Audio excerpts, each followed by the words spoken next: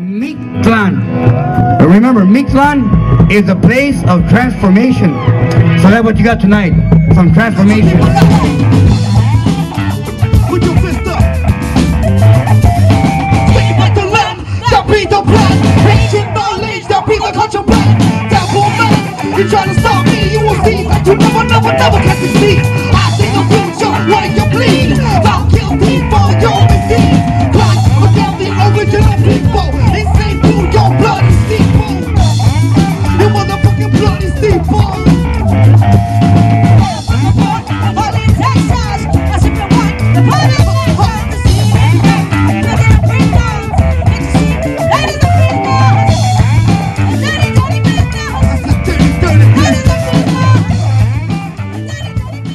We can see the finish line, believe me. The finish line is 2012. The finish line is 2012. But we need to know what the race is about. We need to know what's at stake. We need to know, are we gonna win this race? We need to know. And the only way to know if you're gonna win the race is, guess what? You need to know the rules of the race. Well, guess what? Who's got the rules? Right here. The rules of this race are carved in stone.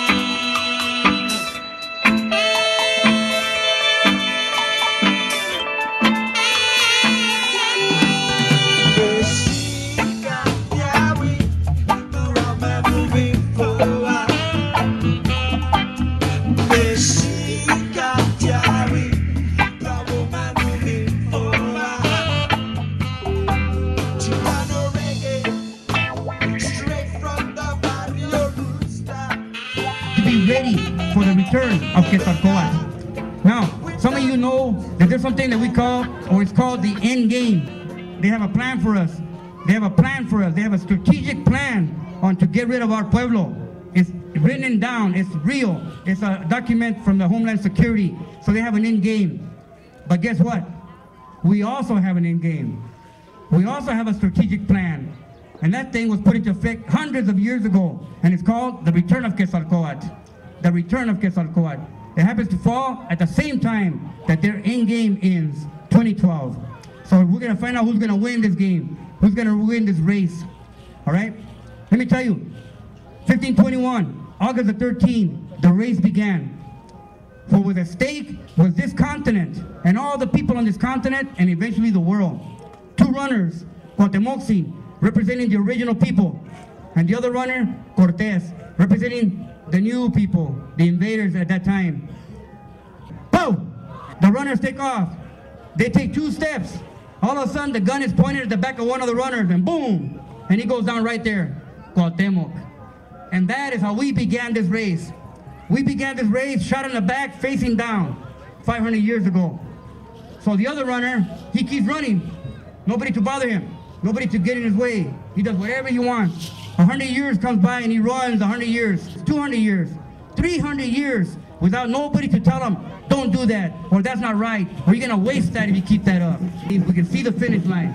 But now he turns around and what does he see? Boom, there's Cuauhtémoc, and Cuauhtémoc's running.